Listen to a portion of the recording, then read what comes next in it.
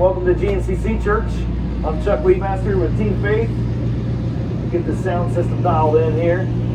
Man, the weather, does it just feel like the weather's been fighting us this whole season? We started out cold, then it got really hot in Florida, and honestly, it's my fault because God knows I'm a wimp and He's trying to toughen me up a little bit, so sorry about that.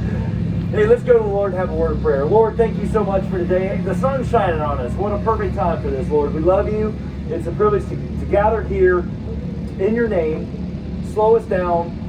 Give us an attention to hear what you have to say today. Speak to us and use me to do it. In Jesus' name, amen. So tomorrow is going to be Palm Sunday, which means that we're a week away from Easter, right? And everybody here, we understand what Easter is.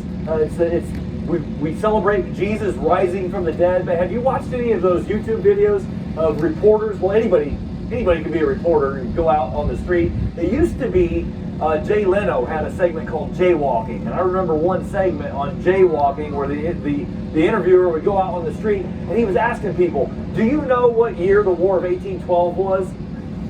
And nobody knew. 1943? I don't know. I don't remember. So that kind of stuff. A couple of years ago, I saw one of these types of reporters going out and asking people about Easter. What is Easter? And it was cringeworthy. I mean, it broke my heart. It wasn't even funny. It was just cringeworthy that a bunny, chocolate eggs, time with family, and that's really what most people's answer was that, well, it is time with family. We get together, we have a big dinner, but nobody really knew why. And what a sad state for our country to be in. Not worried about that here tonight. I know that we know what Easter's all about, the real reason for it. Tomorrow being Palm Sunday, I want to focus in on Palm Sunday a little bit. Specifically, I want to focus in on Jesus cursing the fig tree. So if you're familiar with the story of Palm Sunday, the triumphal entry, you've heard this story before. We're going to dig into that a little bit, but to get there, like we always do, we have to set the context.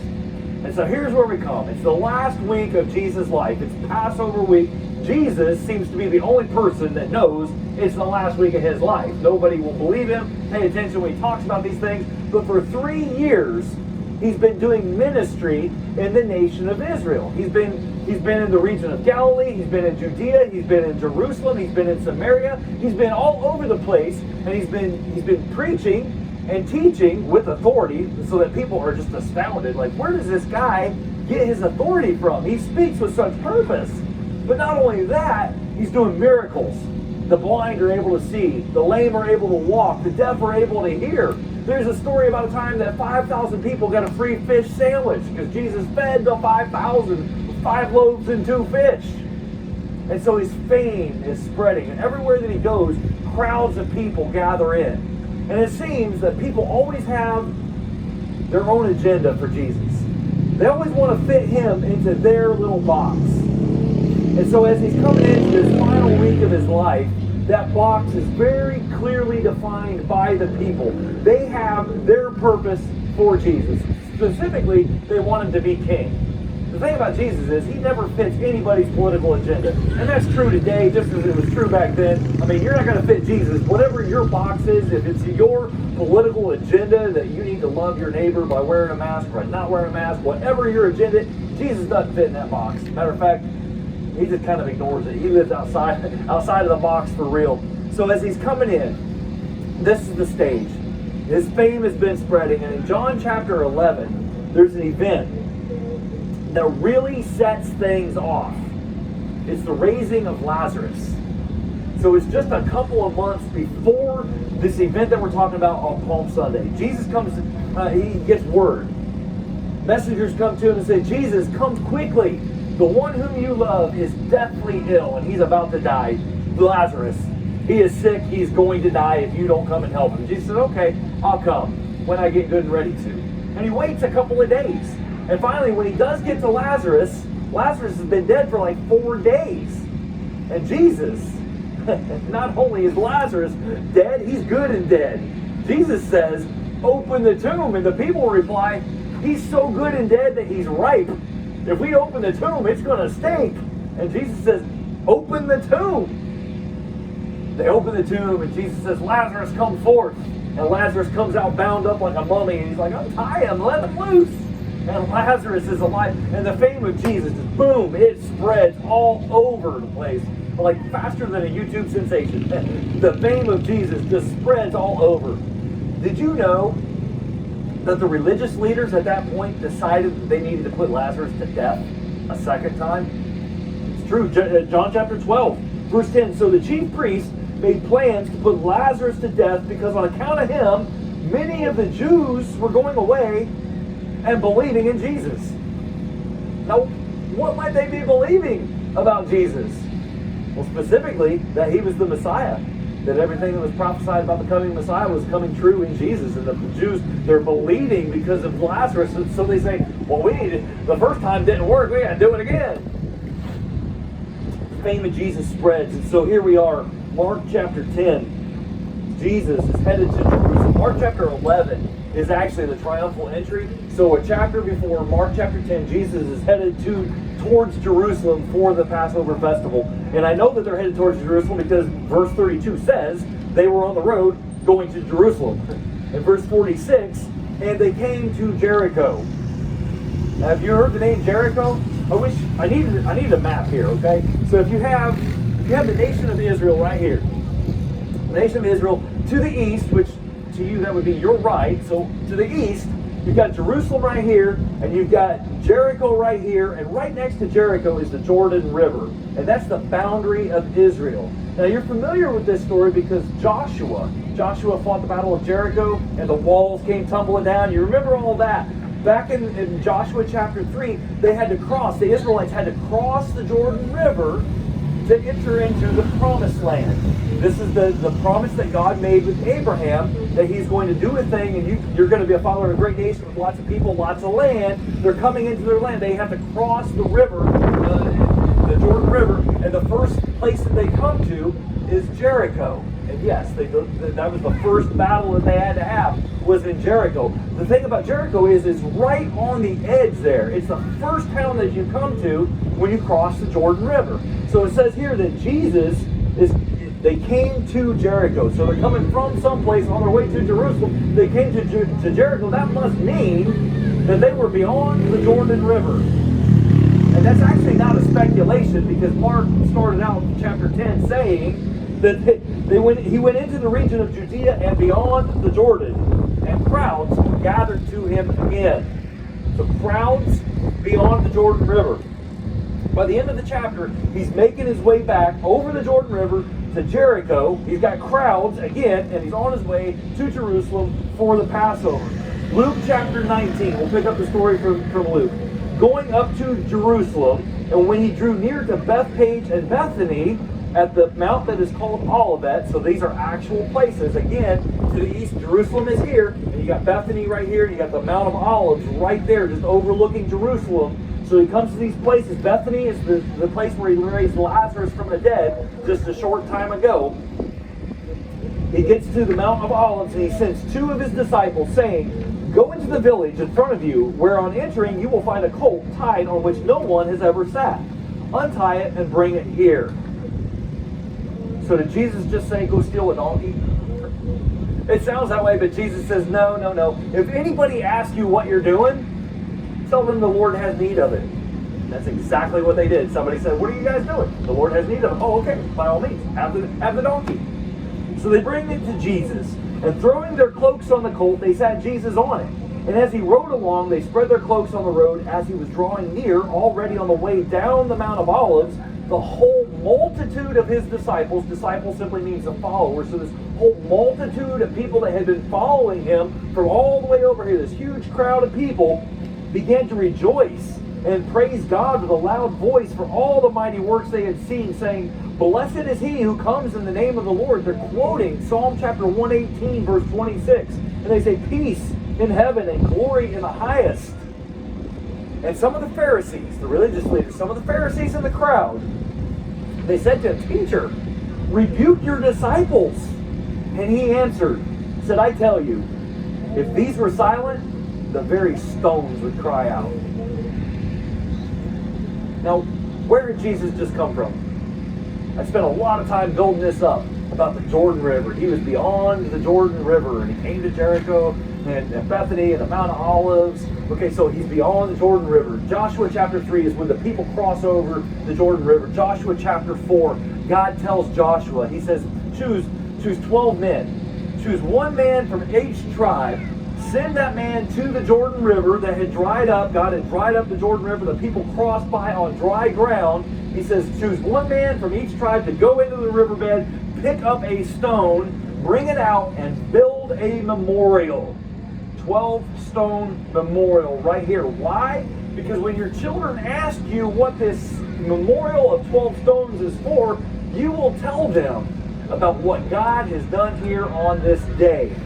So these stones shall be to the people of Israel a memorial forever. Now those 12 stones are not there today. Matter of fact, in Jesus' time, the 12 stones probably weren't there either. But the story was, Jesus was a Jew, teaching and ministering to Jews. The people knew this story so well. And Jesus had just come through where God had done the second part of the Abrahamic covenant. The first part was, you're going to be a father of a great nation with lots of people, lots of land. And they come through. And now Jesus, the Messiah, the fulfillment, and all the nations of the earth are going to be blessed through you. The fulfillment of that. He's coming down the Mount of Olives. And the people are chanting Psalm 118. And the Pharisees say, why are you letting this happen? And Jesus says, I tell you, if they were silent, even the stones would cry out. That's that pile, the memorial that told you that the second part of the Abrahamic covenant had come true. I am the embodiment of that covenant. And so now, with our 2020 or 2022 vision, we can see exactly what's happening here and why Jesus would make the reference to the stones crying out.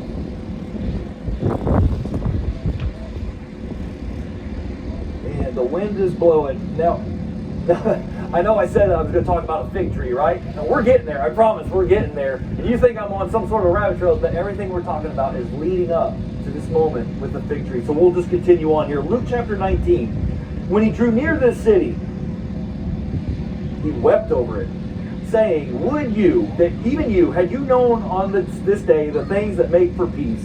For the days will come on you when your enemies will set up a barricade around you and surround you and hem you in on every side and tear you to the ground. They will not leave one stone upon another in you, because you did not know the time of your visitation. Now when Jesus talks about stones this time, he's talking about the stones on the wall of Jerusalem there.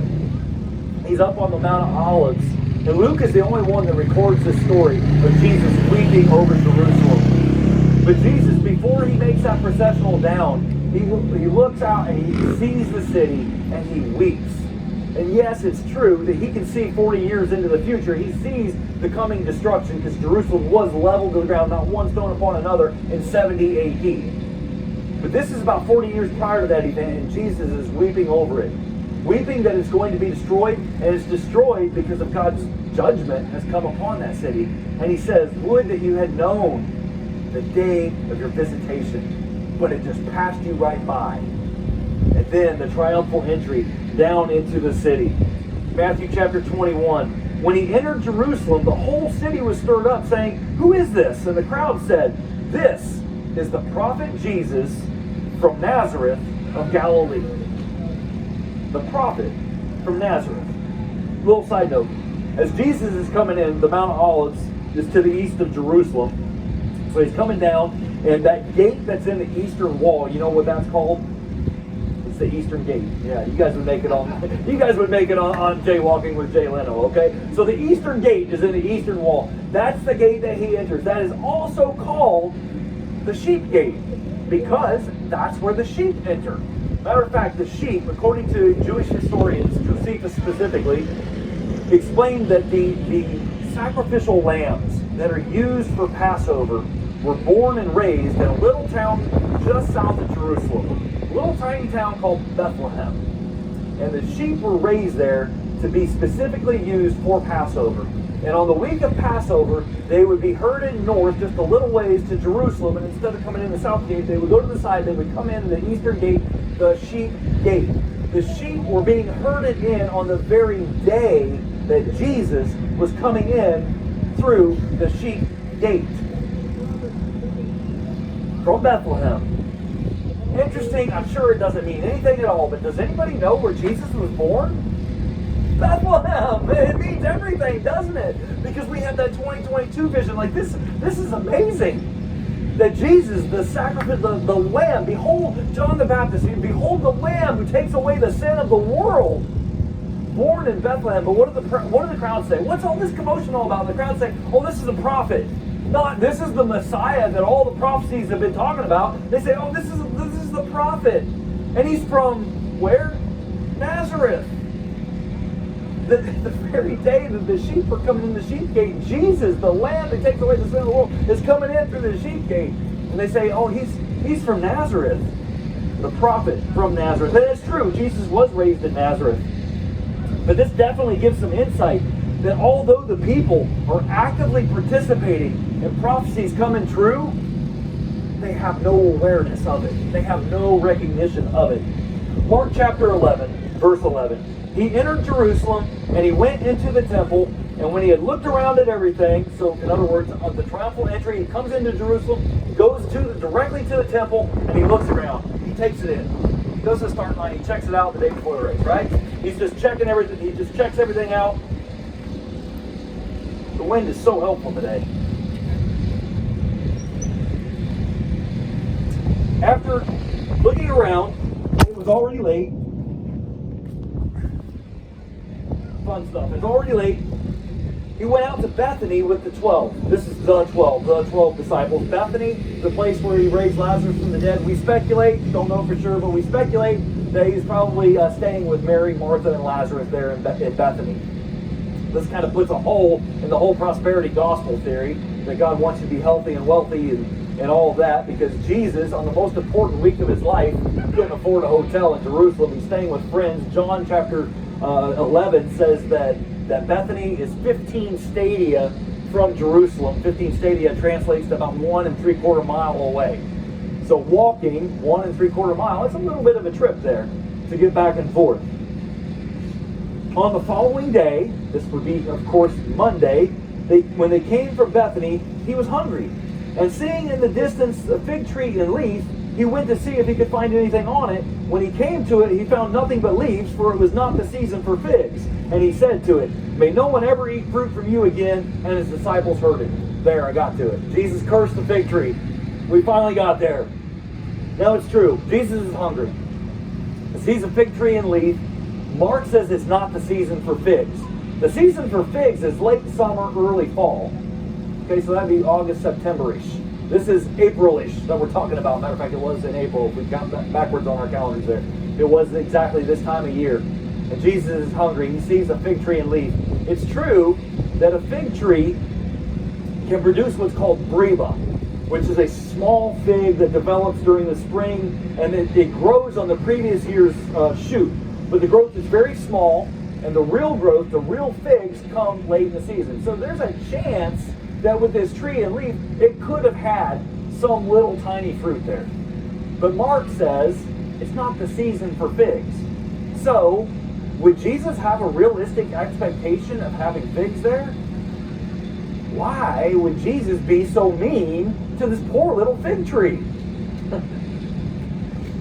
If you've heard this message preached before, if you've heard a pastor talk about Jesus cursing the fig tree, you've probably heard it said that the fig tree is representative of the nation of Israel. And there's definitely some truth in that.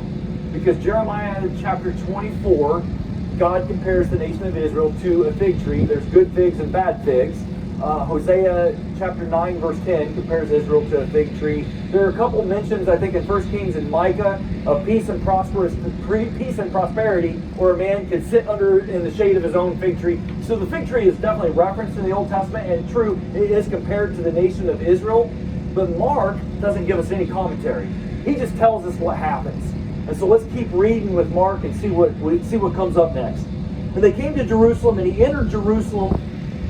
He entered the temple and began to drive out those who sold and those who bought in the temple. And he overturned the tables of the money changers and the seats of those who sold pigeons, or more accurately translated, who sold doves. And he would not allow anyone to carry anything through the temple. And he was teaching them and saying to them, is it not written, my house shall be called a house of prayer for all the nations, but you have made it a den of robbers? I don't think he was exactly teaching the people this. I think he was declaring this. My house will be a house of prayer. It's to be a house of prayer for all the nations. You made it a den of robbers. Now what's going on here? This is Herod's temple. This is the second temple that had been built. The first one was Solomon's temple, beautiful in all its glorious splendor. It was rebuilt. It was destroyed, rebuilt by Nehemiah. By the time of the first century here, Herod had added on and had built these beautiful, beautiful courtyards. The temple was really something to behold.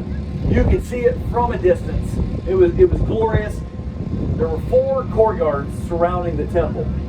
3 of those courtyards were specifically for Jewish people. There was the courtyard of women, which only a Jewish woman could go into that courtyard, and that's as far as they could go into the temple. This would be in Luke chapter 21, which is the very week that we're talking about here. This is when Jesus and his disciples see the woman offer her 2 mites. That would have been in the courtyard of women. Then there's the courtyard of Israel, which is for men, Jewish men only. Then there's the courtyard of the priest, which is self-explanatory. And finally, there's the courtyard of Gentiles, which is what I am. I'm not a Jew. And most of you probably are not a Jew either, so you're a Gentile. That was our courtyard. And this is hugely significant because we've already talked about it a little bit tonight, the Abrahamic covenant. It all goes back to Genesis chapter 3, verse 15. In the very beginning, right after that first sin, God has a plan to deal with that sin. And he tells Satan, you're going to bruise the offspring of the woman, you're going to bruise his heel, he's going to bruise your head, or more accurately, he's going to crush your head. And then God comes to Abraham and says, I'm going to do this through you. You are going to be a father of a nation that through you, all the nations of the earth are going to be blessed. And now Jesus comes, the courtyard of the nations, the Gentiles, and what's happening in there? It's a bazaar, a flea market. It's a marketplace. There are money changers. There are people buying and selling. There's no worship going on there. God's on their lips, but not on their hearts. The money changers. During this time, the Romans were in charge. So the currency was the Roman denarius. Now, back in the Old Testament law, if you come to the temple and want to offer an offering, it was spelled out that you would use a shekel. And so the Pharisees said, well, you can't use a denarius. You have to trade your denarius for a shekel. Now, who gets rich on money exchanges? Visa and MasterCard, right? 3% on every transaction. It's nothing. But the bank makes the money. Who's the bank here? It's the religious leaders. The animal inspectors are in the courtyard of the Gentiles. Oh, I see you brought your own sheep for the sacrifice. Let me look at that. Ooh, yeah, that one's not going to cut it. You need this one from Bethlehem. This one's a sacrificial lamb from Bethlehem. I'll tell you what. I'll take your Kia in on trade and give you this much money, and you give me $1,000 with it, and you can have your own brand new Bethlehem lamb. The doves. What's up with the doves specifically? In the Old Testament, if you cannot afford a sheep, a lamb to sacrifice, you were allowed to substitute a dove. Matter of fact, Luke chapter 2, when Jesus was born, and he's taken to the temple to be consecrated at his birth, his Mary and Joseph, they offer 2 turtle doves. Yet another hole in the prosperity gospel theory comes from poor human beginnings. And so taking advantage of the poor here. And then Jesus chases out not just the sellers, but the buyers as well. Now, I've always read this and I thought, man, I thought the buyers were victims in all of this, that they're being the ones taken advantage of. But Jesus drives everybody out. And he explains it very clearly. My house is to be a house of prayer, but you have turned it into a den of robbers. So it's not just a house of prayer. A house of prayer for who? For all nations. And now, the very fulfillment of the promise, he arrives. And what does he see? He sees materialism and greed and self-interest. And he drives them all out. And when evening came, they went out of the city. As they passed by in the morning, they saw the fig tree withered to its roots. And Peter remembered and said to him, Rabbi, look, the fig tree that you cursed has withered. And Jesus answered them. This will be good because Jesus will explain it all, right? He said, have faith in God. Truly I say to you, whoever says to this mountain, be taken up and thrown into the sea, and does not doubt in his heart, but believes that what he says will come to pass, it'll be done for him. Therefore I tell you, whatever you ask in prayer, believe that you have received it, and it will be yours. And whenever you stand praying, forgive, if you have anything against anyone, so that your Father who is also in heaven may forgive you of your trespasses. That cleared it up, right? Yeah, not really. More confused than you were before? To summarize, Peter says, Jesus, look, that tree that you cursed, it's withered and died. But Jesus, have faith when you pray. Believe. Okay? So how does all of that tie in? Well, let me tell you. Mark did a beautiful job with the context of this. We have a problem. We don't see the forest for the trees. We focus on the tree. We see the one tree, and we see these different events on their own. But Mark, he had them all brought together, all the way from chapter 10 all the way through chapter 13 is all one continuous contextual story that adds context to the entire thing here. What's happening here is that, yes, it's true in the Old Testament the fig tree represented Israel, but we didn't even need the Old Testament to explain this story to us. The fig tree is definitely representative of Israel because Jesus uses that fig tree as a visual aid. It is a 3D example of who Jerusalem is, of who the people are and what they're doing at that time. Remember, he's up on the hill. He says, your day of visitation is here. You don't even see it. He comes down, he examines the temple, he comes back, and then he's passing this fig tree. He uses that as an example to his disciples, purposely that they might see him curse the fig tree, because what he's done here is he has declared judgment against the tree, judgment against the temple. You see, when he goes into the temple and he clears the temple, it's the same thing. The story of the temple and the story of the fig tree, they're the same thing. It's exactly the same thing. It's during this week that the disciples say, hey, look at that temple, isn't it magnificent? And Jesus declares judgment against the temple. He says there's not going to be one stone left upon the other. It's all going to be torn down. I'll walk you through it real quick here, just to make sure that we get this in context. Jesus is hungry. He comes to the fig tree, he's hungry. He comes to the temple, he's hungry. He wants to see fruit. In both of these situations, he wants to see fruit. But what happens? The Old Testament has spelled it out, that this is your day of visitation. You should have known what's about to happen here. They should have been ready. Here's a guy who was born in Bethlehem, just like Micah said. Out of Egypt I call my son, just like Hosea said. The light shines in Galilee, like Isaiah said. The crowd even said, this is Jesus from Nazareth. Where's Nazareth? It's in Galilee. The crowd, they have it right there on the tip of their tongue, and they don't even get it. The lame walk, the blind see, just like Isaiah said. Zechariah said, your king is humble, riding on a colt, even the foal of a donkey. It happens in real time in front of their eyes, and they don't even get it. Instead, they have their selfish interests, and they're chasing materialism. So Jesus is hungry, longing for fruit, sees nothing. He approaches the tree, he approaches the temple, he looks around, there's no fruit. Isaiah chapter 5 is a story about a vineyard, and the vineyard is a representation of Israel in Isaiah chapter 5. A landowner plants this beautiful vineyard, makes it the very best that it could possibly be, has every chance for success, and it grows no fruit. At the end of it, the landowner tears the entire vineyard down. And it's written in Isaiah chapter 5, for the vineyard of the Lord of hosts is the house of Israel, and the men of Judah are his pleasant planting. He looked for justice, but behold, bloodshed. He looked for righteousness, but behold, an outcry. Which is exactly what Jesus does here. He looked for the fruit, and there was nothing. And so he pronounced judgment. Chapter 12, in Mark chapter 12, is the parable of the tenants, where a landowner sends his own servants to check on his property, and the tenants of the property kill the landowner's servants.